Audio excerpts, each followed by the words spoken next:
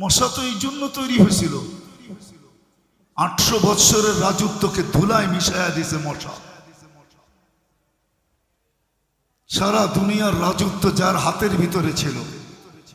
800 বৎসরের ভিতরে কোনো অপোজিশন পার্টি ছিল না। নমরুদের আমলে 400 বৎসর জুতার বাড়ি ছাড়া, 400 বৎসর জুতার বাড়ির সাথে। দুনিয়ার ইতিহাসে একটাই মশা পাওয়া যায়, তাও ল্যাংড়া, যার বয়স দিছিলেন আল্লাহ 400 বৎসর। মশা তো এই জন্য না যে আমাদেরকে কাটবে আর ডেঙ্গু বানায় হাসপাতালে শোয়ায় দিবে। ইতিহাস উঠান, মশা তো এই জন্য তৈরি হয় নাই। মাথার হুকুম তো এই জন্য তৈরি হয় নাই যে আমাদের মহিলাদের মাথায় উকুন হবে আর সারাদিন মাথা চুলকাইতে থাকবে। মাসে 3 বার উকুন নিদন সাবান ব্যবহার করতে থাকবে। এই জন্য তো উকুন তৈরি হয় নাই। কোরআনে কুম্মালা আছে, উকুন কুম্মালা, কোরআনে এই শব্দটা আছে। তো ফেরাউনের জাতিকে শাস্তি দেওয়ার জন্য আল্লাহ তৈরি করছিলেন। চিৎকারের ফেরেশতা তো এই জন্য তৈরি করেন নাই যে জীবনে একবার চিৎকার দিবে তারপরে নাকে তেল দিয়ে ঘুমাবে। বাতাসের ফেরেশতা তো এই জন্য তৈরি করেন নাই যে কওমে আদকে খেজুর গাছের মতো শোয়া রেখা দিবে আর বাকি জীবন উদাসীন জীবন কাটাবে। আমি আসল কথায় নিয়ে যেতেছি, মুসলমান সারা দুনিয়ায় নির্যাতিত কেন? মুসলমান বলবো না, আমি উম্মতে মুহাম্মদী, যে উম্মতকে আল্লাহ বিশেষ রহমত দ্বারা উম্মতে মুহাম্মদীর অন্তর্ভুক্ত করলেন। আমরা উম্মতে মুহাম্মদী সদিচ্ছায় হই নাই। মুসলমানের ঘরে আমাদের অস্তিত্ব সদিচ্ছায় না, এটা মানতে হবে। আল্লাহর সবচেয়ে বড় রহমতে খাস, বিশেষ রহমত, ওটার মাধ্যমে মনে হয় নির্বাচিত হয়ে আমরা মুসলমানের ঘরে। অস্বীকার করতে পারবেন? এর চেয়ে বড় বিশেষ রহমত আমরা উম্মতে মুহাম্মদী।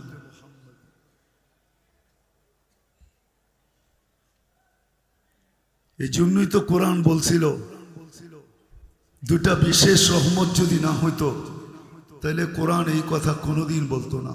আমার উপরে রাগ হয় না, আমি জানি গতকালকে কি বয়ান হয়েছে, আজকে সারাদিন কি হয়েছে আমার জানা আছে। 2.5 ঘন্টা পর্যন্ত তো আমি শুনতেছিলাম, কিন্তু আমার এই প্রশ্নের উপর আপনার রাগ হয় না, একটু বিবেক দিয়া ভাবেন। শুধু প্রতিবাদী হওয়া উচিত ছিল না আমাদের, সাথে সাথে আল্লাহর দরবারেও ধর্ণা দেওয়া দরকার ছিল। 2 রাকাত সালাতুল হাজত যদি পড়া বলতাম, মালিক প্রতিবাদ করতে পারি করলাম, কিন্তু আসল মেসেজটা তোমাকে দিয়া দিলাম। কেননা আমরা 7 সমুদ্র 13 নদীর এই পারে, আমাদের ওই পর্যন্ত পৌঁছা সম্ভব না। তোমার কাছে মেসেজটা দিলাম, তুমি দেখা রেখো।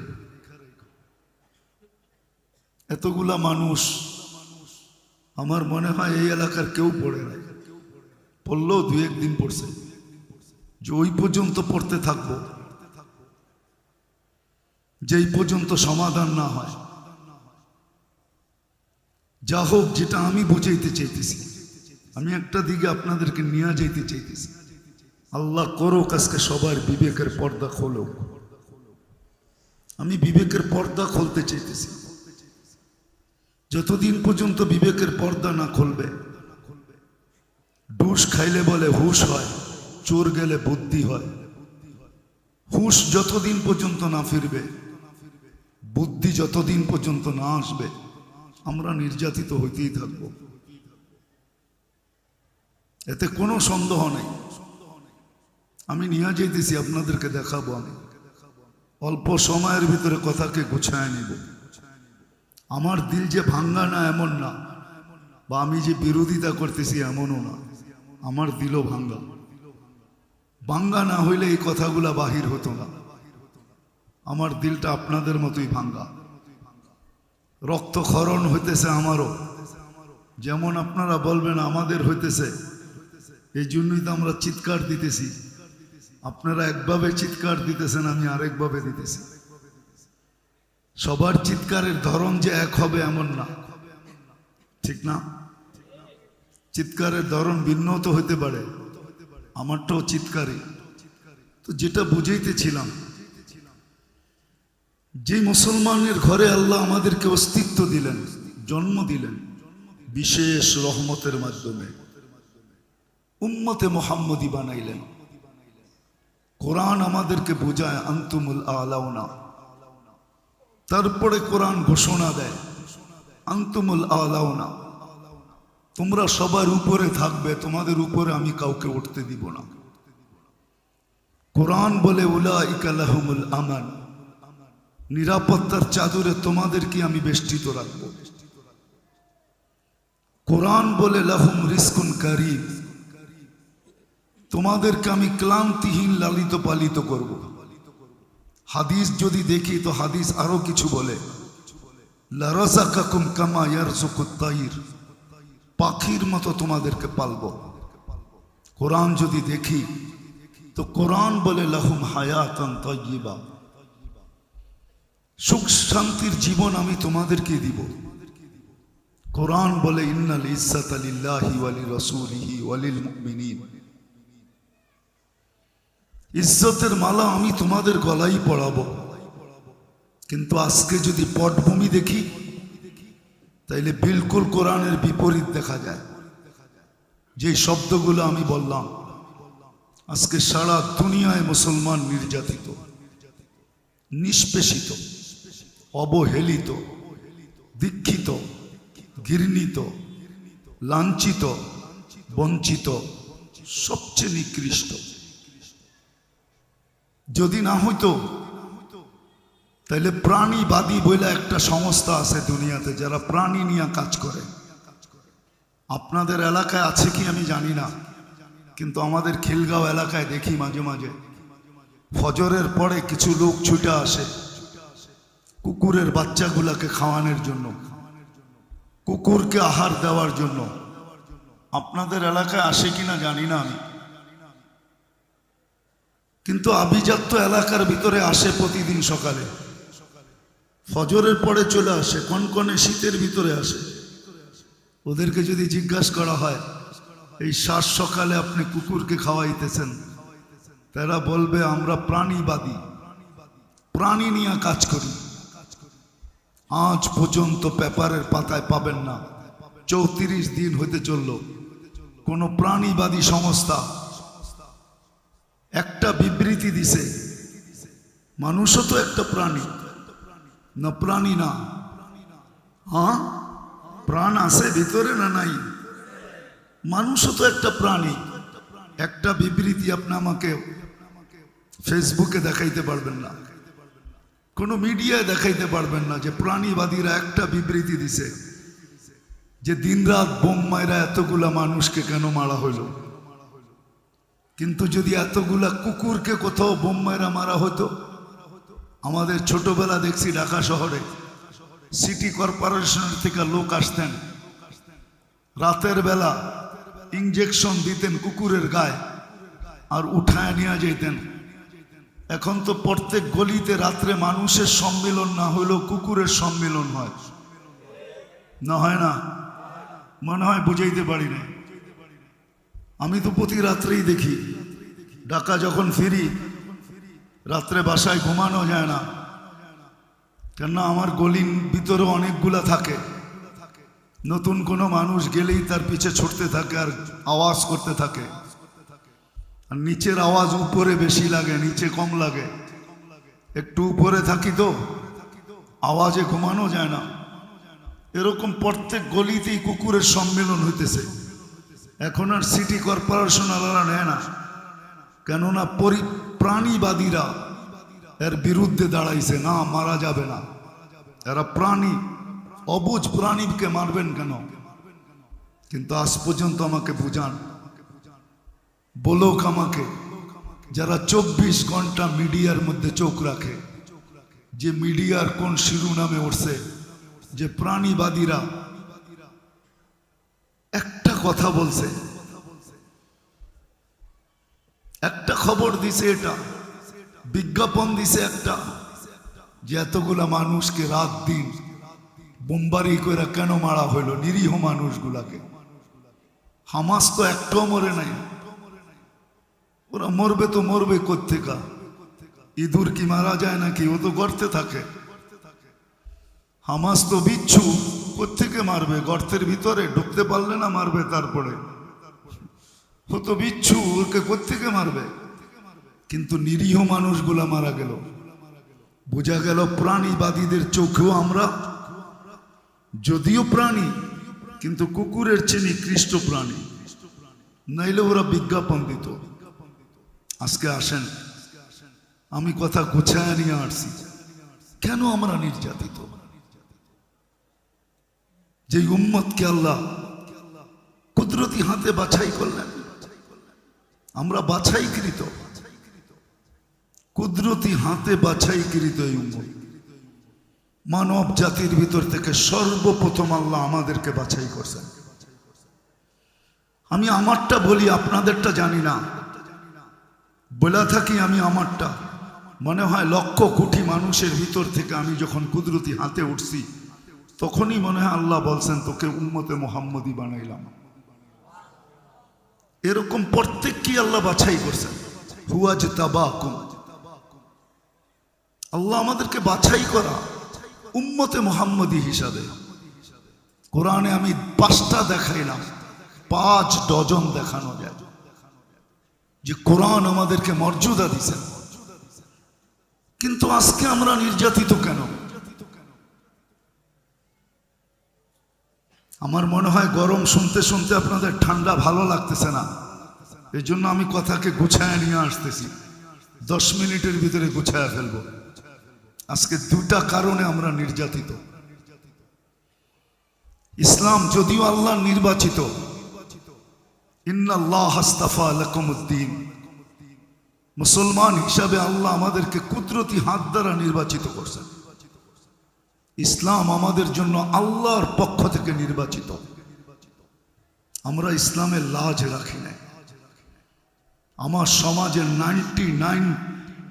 99% মানুষ, যুবক বলেন আর নারী, যুবক বলেন আর যুবতী বলেন, পুরুষ বলেন আর নারী বলেন, শিক্ষিত বলেন আর অশিক্ষিত বলেন, সবাই আমরা গায়রুল মাগদুবি আলাইহিম ওয়ালাদ-দাল্লিন। যদিও আমরা প্রত্যেক নামাজে পড়ি, কারি যদিও তার কেরাতের সুর উঠায়, ইমাম সাহেব যদিও তার কেরাতকে বিভিন্ন অঙ্গি ভঙ্গিতে পড়তে চায়, কিন্তু আমরা শুধু মুখে বলি।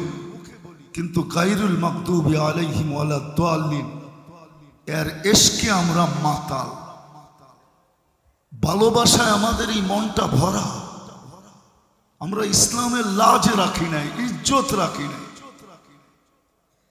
ইসলামের ইজ্জত যদি আমরা রাখতাম, তাহলে আবাবিল ডানা মেলা কোনোদিন উঠতো না। আবাবিল আছে দুনিয়াতে না নাই? জানেন? যাই না বলতেছেন না? না যাই না? হজে গেছেন কেউ এখানে? কে হজে গেছেন? হাত উঠান তো। হজে গেছেন না? রাত্রে দেখবেন হেরেমের উপরে ছোট ছোট কতগুলা পাখি ঘুরতে থাকে, ওইটাই আবাবিল। আমাদের দেশও আছে। সপ্তাহ 2 আগে হবে, বিকালবেলা আমি কাঁচপুরে দেখতেছিলাম, কাঁচপুর ব্রিজের উপর দিয়ে উঠতেছিল। আবাবিল তো এই জন্য তৈরি হয়েছিল না যে ডানা মেলা উঠতে থাকবে আর শোডাউন করতে থাকবে। আবাবিল তো এই জন্য তৈরি না। মশা তো এই জন্য তৈরি না যে কয়েলের ব্যবসা করবে আর মালদার হতে থাকবে আর মশারির ফ্যাক্টরি বানাবে আর বৎসরে আমরা 3-4 বার চেঞ্জ করব। মশা তো এই জন্য তৈরি হয় নাই যে স্প্রে আলারা স্প্রে বানাবে আর টাকার পাহাড় বানাইতে থাকবে। মশা তো এই জন্য তৈরি হয় নাই। উঠান ইতিহাস, নমরুদি জাতিকে তো আল্লাহ ধ্বংস করছিলেন মশা দিয়া। মশা তো এই জন্য তৈরি হয়েছিল। 800 বৎসরের রাজত্বকে ধুলায় মিশাইয়া দিছে মশা। সারা দুনিয়ার রাজত্ব যার হাতের ভিতরে ছিল। 800 বৎসরের ভিতরে কোনো অপোজিশন পার্টি ছিল না। নমরুদের আমলে 400 বৎসর জুতার বাড়ি ছাড়া 400 বৎসর জুতার বাড়ির সাথে।